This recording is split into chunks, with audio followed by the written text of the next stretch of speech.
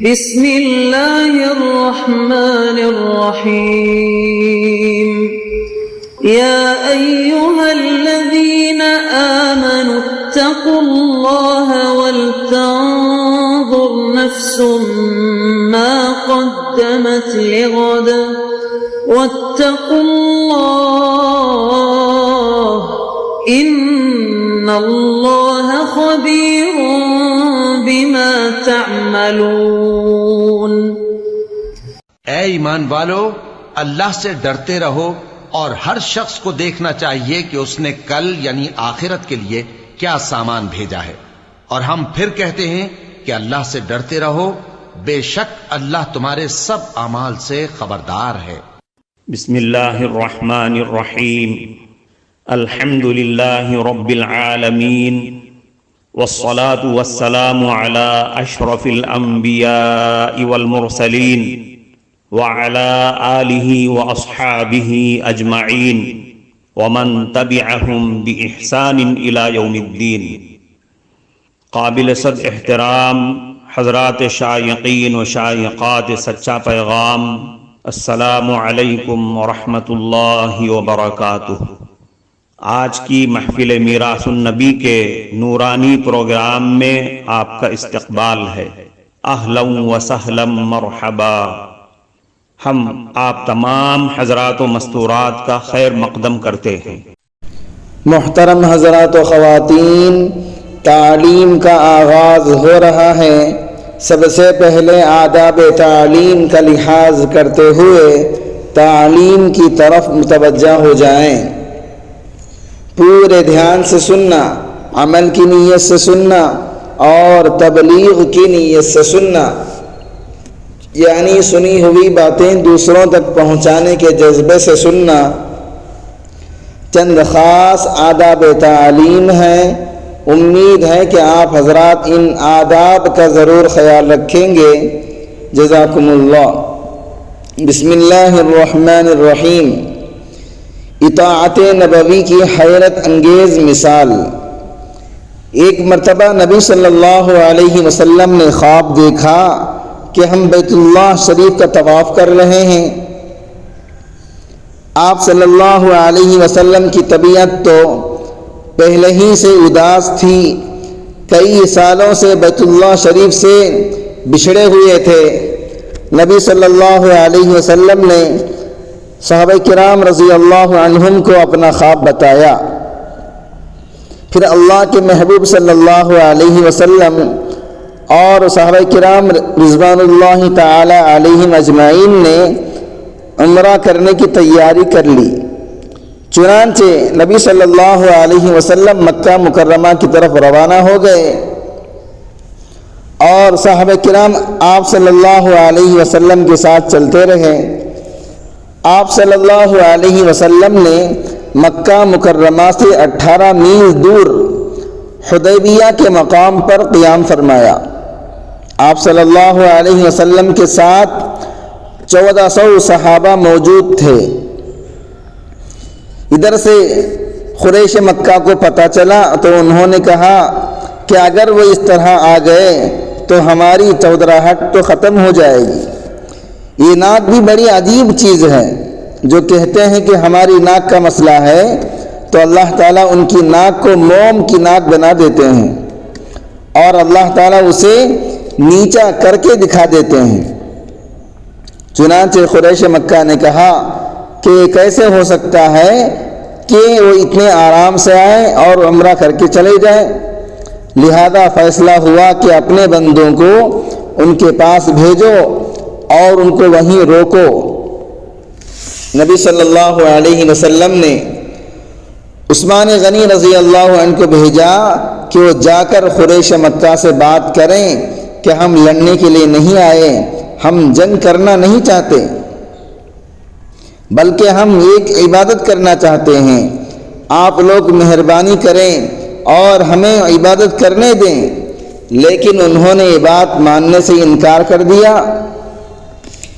اسی گفت و شنود میں یعنی اسی بات چیت کے درمیان میں انہیں کئی دن لگ گئے۔ اس دوران میں انہوں نے حضرت عثمان غنی رضی اللہ عنہ سے کہا کہ اگر آپ طواف کرنا چاہتے ہیں تو آپ کر لیں، ہم آپ کو نہیں روکتے۔ انہوں نے کہا یہ کیسے ہو سکتا ہے کہ میرے آقا تو وہاں حدیبیہ میں بیٹھے رہیں اور میں یہاں طواف کر لوں؟ اتنے میں خبر مشہور ہو گئی کہ حضرت عثمان غنی رضی اللہ عنہ کو شہید کر دیا گیا۔ جب نبی صلی اللہ علیہ وسلم نے یہ سنا تو آپ صلی اللہ علیہ وسلم نے اللہ رب العزت کے حکم پر صحابہ کرام سے بیعت لینا شروع کر دی کہ اب ہم ان کے ساتھ لڑیں گے اور ان کو سبق سکھائیں گے۔ اس بیعت کو بیعت رضوان کہا جاتا ہے۔ وہاں کیکر کا ایک درخت تھا، نبی صلی اللہ علیہ وسلم نے اس کے نیچے بیٹھ کر یہ بیعت لی۔ تمام صحابہ کرام نے بیعت کی۔ سب سے پہلے حضرت سنان رضی اللہ عنہ آگے بڑھے، پھر حضرت عبداللہ ابن عمر رضی اللہ عنہ، اور پھر باقی تمام صحابہ نے بیعت کی۔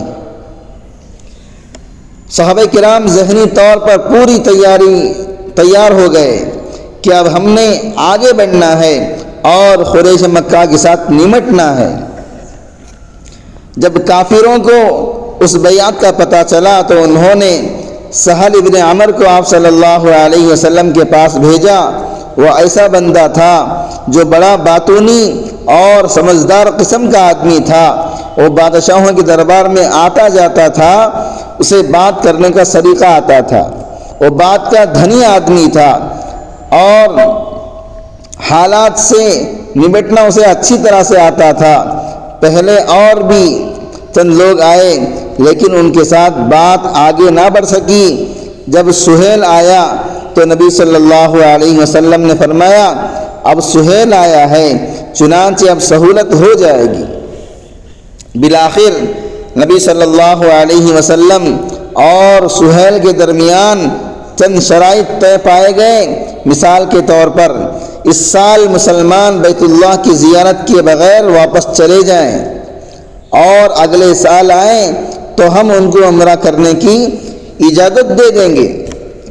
قریش مکہ کا کوئی آدمی اگر بھاگ کر مسلمان ہو جائے گا تو وہ واپس کرنے کے پابند ہوں گے، اور جو مسلمانوں میں سے بھاگ کر کافر ہو جائے گا اس کو واپس نہیں کیا جائے گا۔ یہ محفل میراث النبی صلی اللہ علیہ وسلم ڈیلی پروگرام ہے۔ یہ شرائط صحابہ کرام کی سمجھ سے بالا تر تھیں۔ صحابہ کرام اپنی ایمانی غیرت کی وجہ سے اس سوچ میں تھے کہ ہم ان کے ساتھ اتنا دب کر کیوں صلح کریں، اس ذرا ہمارے ساتھ لڑائی تو کر کے دیکھ لیں، نہ خنجر اٹھے گا نہ تلوار ان سے، یہ بازو میرے آزمائے ہوئے ہیں۔ ہم نے بدر اور احد میں ان پر ہاتھ کھولا ہوا ہے، ہمیں ان سے لڑنے اور گھبرانے کی کوئی ضرورت نہیں۔ مگر نبی صلی اللہ علیہ وسلم ان کی شرائط پر آمادہ ہو گئے، تیار ہو گئے۔ معاہدہ لکھنے والے حضرت علی رضی اللہ عنہ تھے۔ جب انہوں نے شروع میں بسم اللہ لکھی تو اس پر سہیل نے اعتراض کیا، بسمک اللہم لکھیں۔ خیر انہوں نے یہی لکھ دیا۔ اس کے بعد حضرت علی رضی اللہ عنہ نے لکھا، یہ محمد رسول اکرم صلی اللہ علیہ وسلم اور قریش مکہ کے مابین ایک معاہدہ ہے۔ اس پر اس نے پھر ٹوکا اور وہ کہنے لگا اگر ہم ان کو رسول مان لیتے تو پھر جھگڑا ہی نہیں تھا، اس لیے محمد رسول اللہ کے بجائے محمد ابن عبداللہ لکھیں۔ نبی صلی اللہ علیہ وسلم نے فرمایا چلو ایسے ہی لکھ دو جیسے یہ کہہ رہا ہے۔ اب حضرت علی رضی اللہ عنہ کے لیے یہ کام بڑا مشکل تھا کہ محمد رسول اللہ لکھا ہوا ہو اور اس کو مٹا کر محمد ابن عبداللہ لکھا جائے، کیونکہ محبت چیز ہی ایسی ہے۔ چنانچہ انہوں نے عرض کیا اے اللہ کے نبی صلی اللہ علیہ وسلم، میرا دل نہیں مانتا کہ میں اپنے ہاتھ سے آپ کا نام مٹا دوں۔ نبی صلی اللہ علیہ وسلم نے فرمایا علی تم ایسا کر لو، ایک ایسا وقت آئے گا کہ تمہارے ساتھ بھی بالکل یہی صورتحال پیش آئے گی، اور تمہیں بھی اپنے نام کے ساتھ لکھا ہوا لفظ کاٹنا پڑے گا۔ ہو بہو وہی بات ان کے ساتھ جنگ صفین میں پیش آئی۔ جب یہ معاہدہ لکھ دیا گیا تو اتنے میں سہیل کا اپنا بیٹا ابو جندل وہاں آ پہنچا۔ سہیل نے اس کو اپنے گھر کے اندر باندھا ہوا تھا، اس کو مارا پیٹا کرتا تھا۔ جب اس کو پتا چلا کہ مسلمان اتنے قریب ہیں تو کسی طرح چھپ چھاپ کر مسلمانوں کے پاس آ گیا، اور وہ نوجوان تھا، اس کے پاؤں میں اب بھی بیڑیاں تھیں۔ جیسے ہی ابو جندل وہاں پہنچا، سہیل کہنے لگا اگرچہ ابھی ہمارے معاہدے پر دستخط نہیں ہوئے، طے تو ہو گئے ہیں، لہذا ہمیں ابو جندل واپس کر دو۔ نبی صلی اللہ علیہ وسلم نے فرمایا سہیل میری بات مان اور ابو جندل کو میرے پاس رہنے دو۔ اس نے کہا پھر ہم معاہدہ نہیں کرتے۔ اب یہاں ایک سبق ہے، بعض اوقات بڑے فائدے کی خاطر چھوٹے نقصان کو برداشت کر لیا جاتا ہے۔ یہ زندگی کے اصول اور کلیات میں سے بھی ہیں۔ جیسے اگر کپڑے کی مارکیٹ میں آدمی لوہے کی بھٹی بنا دے جس میں خوب دھواں ہوتا ہو اور لوگوں کے کپڑے خراب ہوتے ہوں، تو حکومت کو اختیار ہے کہ اس بھٹی کو زبردستی بند کروا دیں، کیونکہ اس میں دوسروں کا نقصان ہے۔ محترم ناظرین کرام، اس دینی اور ایمانی بیان کو سننے کے دوران ہی اس کو لائک کر دیجئے اور شیئر بھی کر دیجئے تاکہ دوسرے بھی اس سے فائدہ اٹھا سکیں۔ اللہ آپ کو جزائے خیر عطا فرمائے۔ اب سہیل کے کہنے پر نبی صلی اللہ علیہ وسلم ابو جندل کو واپس کرنے پر آمادہ ہو گئے۔ جب آپ صلی اللہ علیہ وسلم نے آمادگی کا اظہار کیا تو سہیل اٹھا اور اس نے مسلمانوں کے سامنے ابو جندل کو مارنا شروع کر دیا۔ وہ تھپڑ مارتا رہا اور ابو جندل روتا رہا۔ کیا آپ سوچ سکتے ہیں اس وقت صحابہ کرام کی کیا کیفیت ہوئی ہوگی؟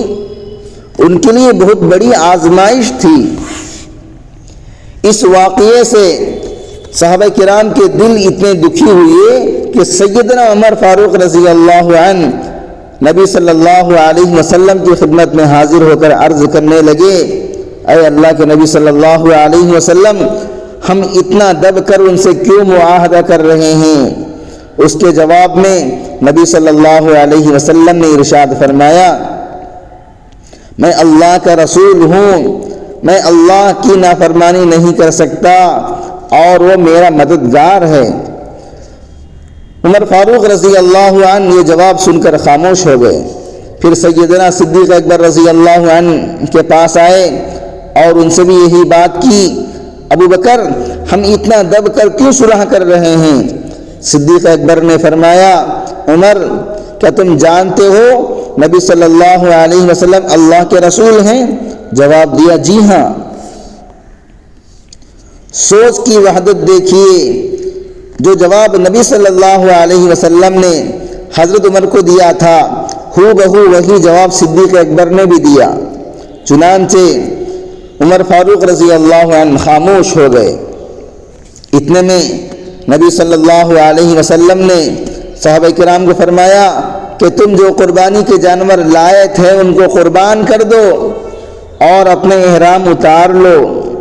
اللہ کے محبوب صلی اللہ علیہ وسلم یہ کہہ کر اپنے خیمے میں تشریف لے گئے۔ کتنا مشکل کام تھا، صحابہ حیران تھے، یہ بات ان کی سمجھ میں نہیں آ رہی تھی، ان کے دل آمادہ ہی نہیں ہو رہے تھے۔ ان کو رہ رہ کر یہ سوچ آتی کہ اللہ کے نبی صلی اللہ علیہ وسلم نے خواب بھی دیکھا اور پھر ہم اتنا قریب آنے کے باوجود احرام اتار کر واپس چلے گئے۔ حضرت ام المؤمنین ام سلمہ رضی اللہ عنہ اس سفر میں آپ صلی اللہ علیہ وسلم کے ساتھ تھیں۔ جب نبی صلی اللہ علیہ وسلم اپنے خیمے میں تشریف لے آئے اور ان کو صورتحال بتائی کہ یہ میں نے انہیں کہا کہ قربانی کریں اور یہ ابھی کسی سوچ میں بیٹھے ہیں، اب ام المؤمنین حضرت ام سلمہ رضی اللہ عنہا نے ایک بہت ہی اچھا مشورہ دیا۔ انہوں نے کہا، اے اللہ کے نبی صلی اللہ علیہ وسلم، ان کے دل میں عمرہ کرنے کا اتنا شوق ہے کہ ان کے دل آمادہ نہیں ہو رہے ہیں، آپ باہر تشریف لے جائیں، ان کے سامنے اپنے جانور کو قربان کر کے احرام اتار دیجئے۔ جو آپ کریں گے یہ سب وہی کریں گے۔ نبی صلی اللہ علیہ وسلم کو ان کا مشورہ پسند آ گیا، چنانچہ جب آپ صلی اللہ علیہ وسلم نے آ کر جانور ذبح کیا اور احرام اتارا تو صحابہ نے بھی نبی صلی اللہ علیہ وسلم کو دیکھ کر اسی طرح کیا۔ صحابہ کرام نے نبی صلی اللہ علیہ وسلم کی جو یہ بات مانی تو اس کے بدلے میں اللہ تعالیٰ نے ان کو مطاع بنا دیا۔ نبی صلی اللہ علیہ وسلم نے ارشاد فرمایا، اصحابی کالنجوم بأیہم اقتدیتم اہتدیتم، میرے صحابہ ستاروں کے مانند ہیں، تم جس کی بھی اتباع کرو گے ہدایت پا جاؤ گے۔ معزز شائقین و شائقات سچا پیغام، آپ کو اندازہ لگ گیا ہوگا کہ یہ مضمون کتنا اہم ہے اور کس قدر فائدہ مند ہے۔ کم سے کم درجے میں سوشل میڈیا کے ذریعے سے بھی ہم اس کو زیادہ سے زیادہ شیئر کریں گے تو دعوت کے فریضے کی کوششوں میں ہم بھی اپنا کچھ حصہ ڈالنے والے بن سکتے ہیں۔ لہٰذا زیادہ سے زیادہ اس کو عام کریں تاکہ پوری دنیا کے ہندوؤں کی غلط فہمی دور ہو جائے اور انہیں یہ زمینی حقیقت معلوم ہو جائے اور وہ اپنے اصل مذہبی لیڈر پیغمبر آخر الزماں حضرت محمد الرسول اللہ صلی اللہ علیہ وسلم کو ماننے پر مجبور ہو جائیں اور کلمہ پڑھ کر آپ کے ساتھ ساتھ وہ بھی جنت میں جانے والے بن جائیں۔